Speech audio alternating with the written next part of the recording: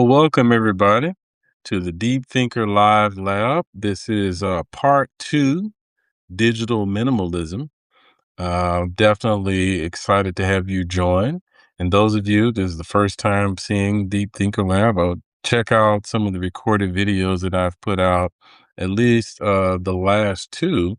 There's a Deep Thinker Live Lab Part 1, Digital Minimalism, where I kind of introduced some of the main concepts from the first part of the book. And then, of course, before that, what sort of sparked this whole journey was a Deep Thinker Live Lab, where we talked about sort of the invisible hand, the algorithms, and how they are causing so many problems that we don't really realize. And it sort of led me on this journey. So I was minding my own business, living life, doing things like I normally do, when I just started to realize that I felt bogged down just by the routines and the things that I do on a regular basis. And I happened to watch a YouTube video, oddly enough, where a gentleman was talking about how he sort of went through this journey of sort of removing a lot of the excess tech and things in his life and what that did for him, sort of his experience. And I thought, well, maybe that's a solution for me. So I, of course, picked up the book, Digital Minimalism by Cal Newport, and started to go through it myself to see like how does this apply to my life now and what are some areas that I can make some changes and some adjustments. And it's been eye-opening, I will say. I think I've learned a lot about how dependent I've become on a lot of the technology and platforms that are out there. And this is not old at all. If this is very relevant for right now because of all of this conversation about AI and about social media and about all the different things going on. Just, recently we've heard the news about the addictive qualities of social media and the companies knew about it. It's like the new cigarettes, right? The new smoking industry in many ways. They built it to be addictive. And we talked about that in the first or part one of digital minimalism. Cal Newport talks a lot about sort of like the intentionality that a lot of these tech companies put into their design to make it addictive. They did it on purpose.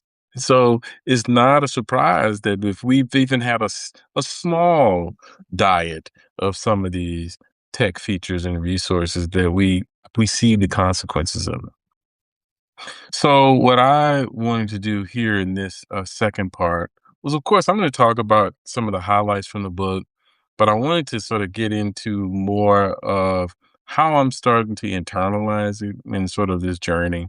So the important part is the first part of the book, first half of the book, we're sort of getting into the philosophy, right? What's the philosophy of digital minimalism? Uh, Cal Newport does an awesome job of really laying out sort of this different framework of describing what things cost. What does it really cost you to be so consumed and tied to all these different resources? And so we're going from that connection to to conversation about how do we actively pursue sort of this high quality um, leisure as a defense against the attention economy. That's a meaty thing, but think about it, this, attention economy. I do think that our attention has been for sale. We're the product. Everybody's vying for our attention and they give us all the greatest, latest gadgets and platforms that can do everything because they need our eyeballs, they need our attention more and more and more and more to make money. I mean, I'm just kind of confused at first, but not really when I think about Chat GPT moving to ads. It's like that's kind of defeats the whole purpose of you using that platform for AI. But again, if you think about this attention economy, it makes perfect sense. That's what the goal is, to get your attention to be able to feed and sell you more and more. But in chapter 4 of this book, Digital Minimalism, Cal Newport talks about sort of spending time alone. I think that's really interesting. This idea that we should have, he calls it solitude deprivation, and its impact on our mental health. We, of course, all need more improvement to our mental health in this environment, politically, socially. We all need to work on improving, in my humble opinion, of course. But this idea of solitude deprivation. So he's saying redefine solitude, like really clarify, solitude, and not in terms of like uh, physical isolation. We're not isolating ourselves from the world. Like even me going through this journey, I'm not gonna like isolate myself from technology or from the world, but I'm going to really try to work to um, create more structure and freedom for my mind to engage in other things. Right. I don't sometimes I don't realize how much my mind is sort of being filled up with all these other non-productive sources of information from podcasts and all kind of websites and resources. And sometimes it can just be like overload. But there is a use case of just taking the time to read a book, uh, get away, relax, and do nothing for a little bit, nothing strenuous to allow my mind to sort of reset. And I think I need that more. And I don't know if you're like me. We have to be intentional about that. And you can't create that without removing something. And I think also Cal talks about this idea of the cost of banishment. Now, we can banish every moment of boredom if we like. You can say I'm sitting in the parking lot, I have nothing to do. Let me pull out my phone, right? But honestly, I think that kind of, as he mentions, it leads to more anxiety, more issues, more sort of decline in our mental health. We have to really allow those moments to be just that, free moments. Allow some boredom. Okay, it's okay. Um, and I personally am looking at, well, how am I in nature more? Just how do I get into nature without tech? I used to be a very avid runner. I love, and even now, I'm not, I don't run as much, but I like to run, I like to hike, I like to go on walks, I like to be outside. But You know, I'm taking an Apple Watch. I'm taking some earbuds. I'm taking something with me. And I'm seeing the need to just be free, to just go and experience those things without all of the tech, without all of the things that pull me away. Only use what is essential for me to be able to get the most out of that moment. And I'll be honest with you, I think it's like something personally that feels like Um, I need to have just like a crutch, like I need to have it in case, just in case, right? It definitely is something that is not as necessary as I once thought. And that's something that I feel like getting a handle on. Ooh, look, I even have a few people asking some questions or at least making some comments here about I see the Lee Edwards. Appreciate you joining. Appreciate you commenting as well. Yeah, the mental resets. He agrees with the mental resets. You practice 10 minutes of quiet unplugged time a day, sometimes up to 20. I love that. You know, we all need that, man. Need that more and more. I love to have some prayer time, some Bible study time, some time. But even time to just do nothing. How beautiful is that? Just to do nothing. I see T join. She said, someone I know said she forces herself to be bored to the point that she finds a way to be creative about her use of free time. Ooh, that's interesting. That's a great experiment to say, like, okay, I'm going to be bored and let's see what happens. Let's see what happens. Let's see how I tend to think differently about that time after exercising boredom. Yeah, that's me. I'm on that. I want to do that. Appreciate Missy at Elements for joining in. Feel free to chime in at any time. Share your thoughts, your ideas as well. So yeah, I think this idea of just sort of resetting and getting and spending time alone is important. I personally believe that the better I can guard that time alone, and the better I can actually engage in quality time alone, it will improve the time I spend with others. It will, if I can be alone without tech, I can be with my loved ones without tech. And I'm looking for better engagement. So I definitely think that that's something on the horizon. And it's even mentioned here about improving sort of our quality of life and relationships as well. So when I got into chapter 5, this is more like the social media dynamic, the paradox that we see now. I'll be honest with you, even sometimes on Substack, I find like this, you wanna click like, you wanna show affirmation, and there's some great content out there, and I love it, and I think I will continue to do that. I find great stuff. There's such, interesting people out there that put some really quality stuff out that you can learn from, you can be inspired by. So I think it's important to acknowledge that. Um, but I do think that we can get caught up in that paradox where we're just sort of like clicking and liking and getting and checking to see the likes and the clicks. And that just sort of pulls us down a rabbit hole that we don't want. Ooh, I love it. Missy brought up a good book. Manoush Zamordi's book, Bored and Brilliant, addressing a similar idea of quiet and unoccupied time. See, that's what I'm talking about. See all these smart people on Substack.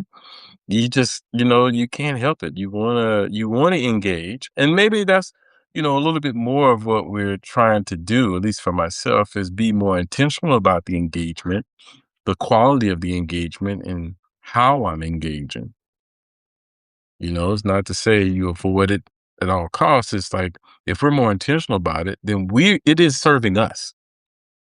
That's the key. That the tech is serving us and we're not serving it. And this idea of quality connection.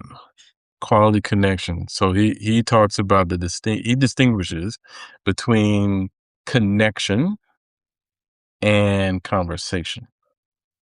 So this connection is like the low bandwidth digital pings that we get when we do all the likes and the emojis and the texting and all that. Yeah, we're connected.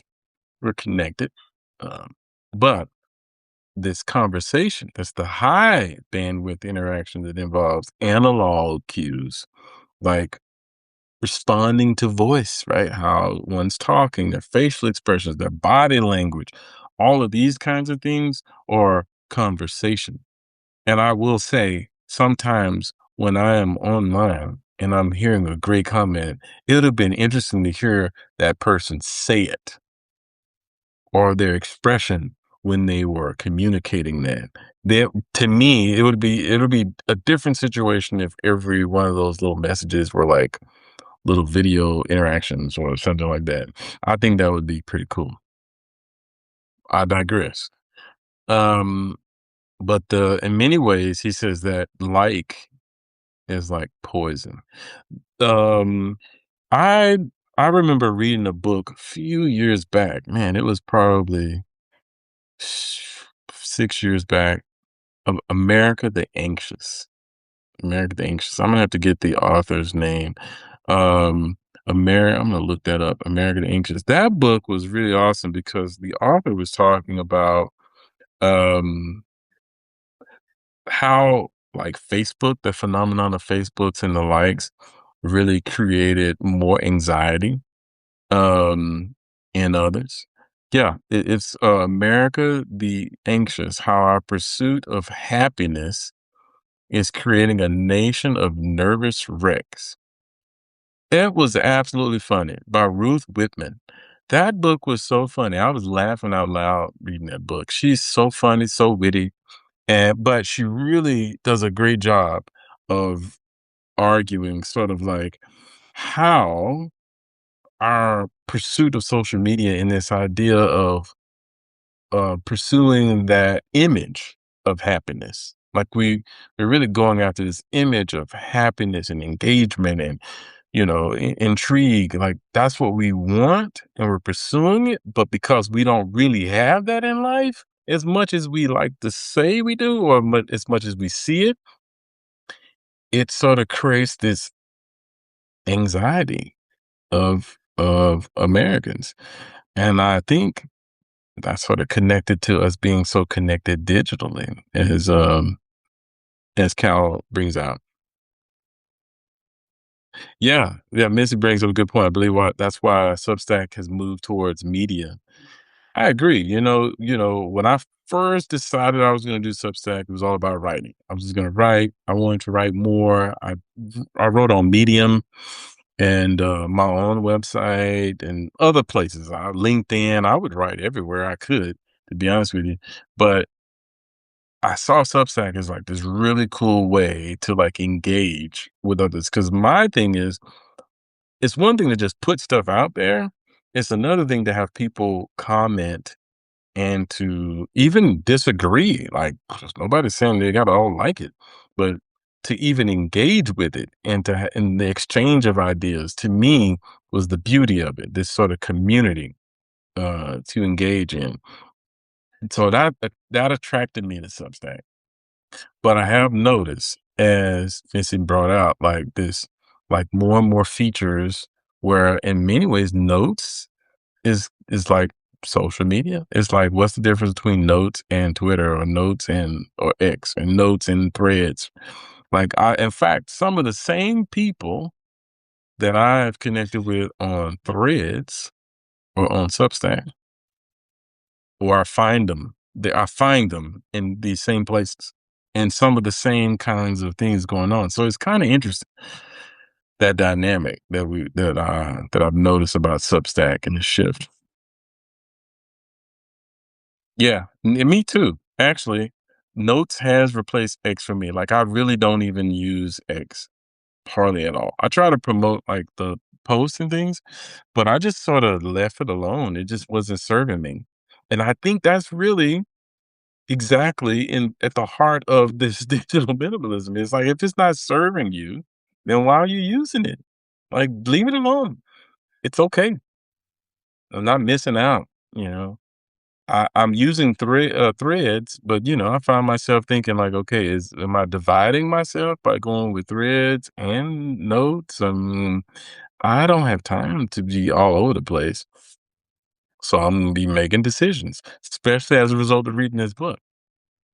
So one of the things that I definitely think that is a key practice that Cal brings out here is that you should use your phone as a logistical tool rather than a constant companion. And yes, yes, I leave the house and it's like, where's my wallet? Where's my keys? Where's my phone? That's like the three checks every time, right? It has to be with you. But does it really? I remember the time. I'm old enough to remember when I did not have a cell phone. I was okay to just be in the world. It was not accessible. I know now that's harder and harder to do. I have a family, they need to be in touch with you, and get hold of you. But, it definitely should be a logistical tool. And I would say, all of my tools. I mean, how many people have a phone, a tablet, a computer, a reader, you name it, there's a device for it. And, you know, do we need to be that tethered? It should be a very, strategic move. All right. So,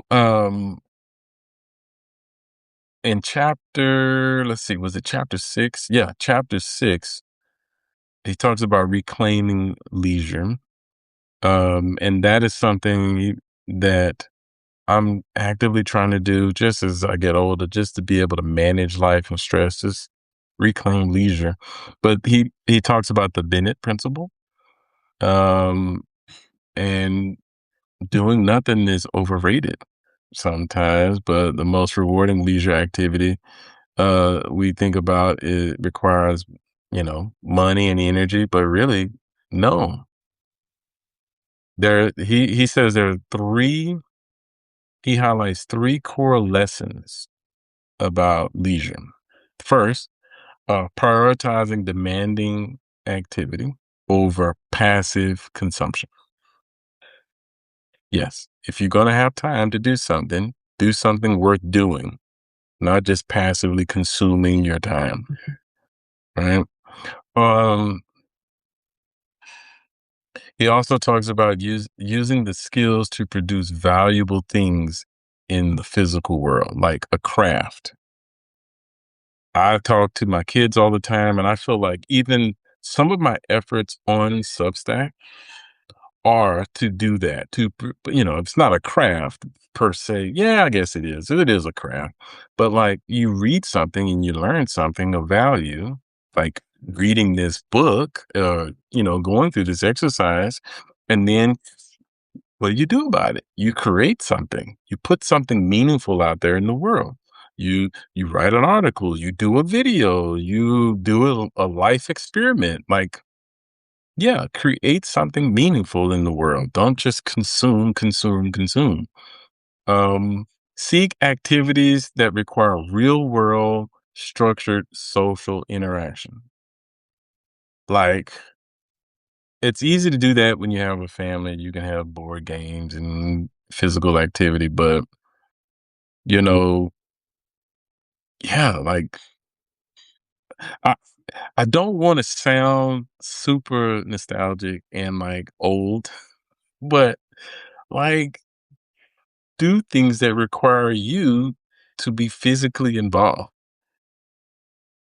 I remember that time. Those were special times. Um yeah, Missy, yeah, we don't write enough. I mean, I think journaling and writing, which is something I have been trying to sort of build that habit and capacity to do it more regularly. Like I've always journaled. I've actually journaled for like 12 years or so, here and there, off and on, hit or miss. But I've been trying to really build that muscle. And what I find is when I do it on a regular basis, just journaling, right? Because that counts as writing. Like so I may not always have an article here or there, but at least writing, man, it's it's therapeutic. Yeah, I see T says, "I like writing, but AI has me afraid." You know, I don't wanna go too far from the subject, but,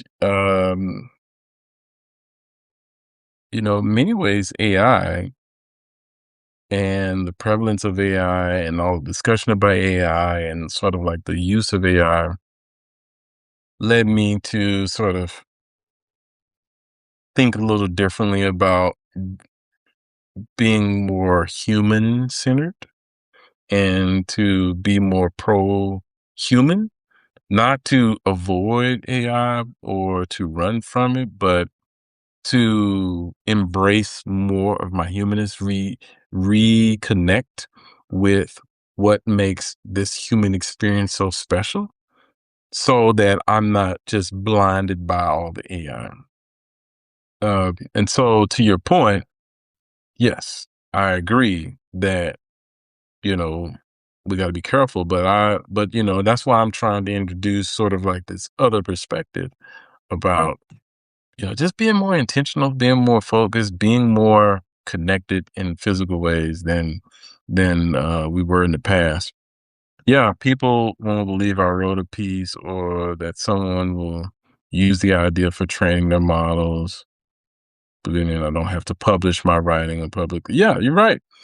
I mean, at this point, you can't avoid it. I mean, anything we put online, anything that's accessible on the internet, AI is reading it, right?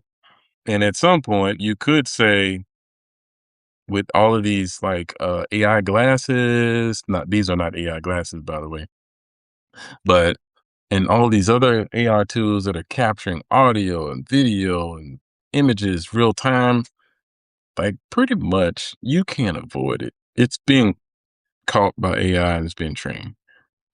Um, and I love that. I love that. Look, we have some synergy here. Missy saying the same. I stopped publishing as much and let my authentic tone show. Yes. Like, you know what? This is encouraging for me. Like everything doesn't have to be online. You don't lose value by not publishing it online. It still can serve. I mean, it's really motivated me to write a physical book. Like, everything doesn't have to be published online. That's very true. And the more we put out, the more AI is consuming it. So that is some great points. All right. So the last chapter here, chapter 7, Cal brings up this, attention resistance, join the attention resistance. Uh, there is this move to be bold.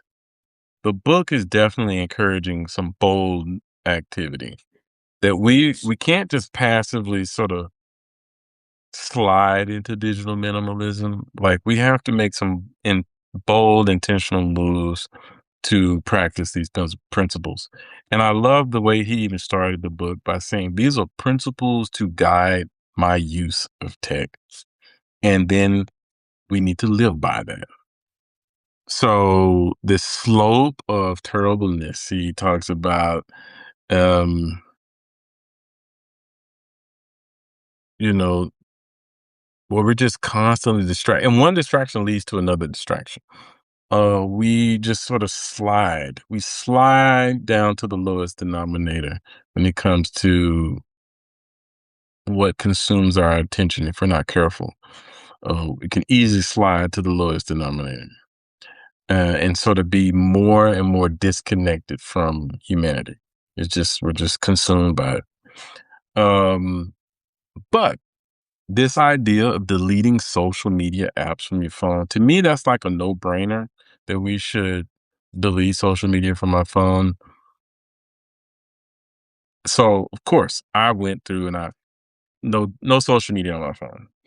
Honestly, there's no need for Substack on my phone, other than like, okay, doing a live or something like that. But those are scheduled for me. I know exactly what I'm doing. I can do it from my desktop. I don't have to have my butt on my phone. Um, I shouldn't be so concerned with all the likes and checks and everything. So who cares? You can find it when you find it. But I noticed that there are other things that are triggering similar behaviors from me on my devices that's not social media. Sometimes news apps, sometimes, any kind of dopamine hit that you can get from the phone that is not something that you intentionally went to for a purpose. The weather app could be a trigger if you're not careful. But you go to the weather app because you want to know what the weather's like. So it serves a function, right? Um, you go to the podcast app when you want to listen to the podcast. The podcast shouldn't call you to it. You should go to it when you want to use it. So this idea of having intentional use software is key. And he says, single purpose computing. is important. Like use tools like freedom to block the internet and set periods of time when you use it. Like anything that you can do to create more structure and boundaries for you in your use of these tools is good. Um, Getting away from all the convenience.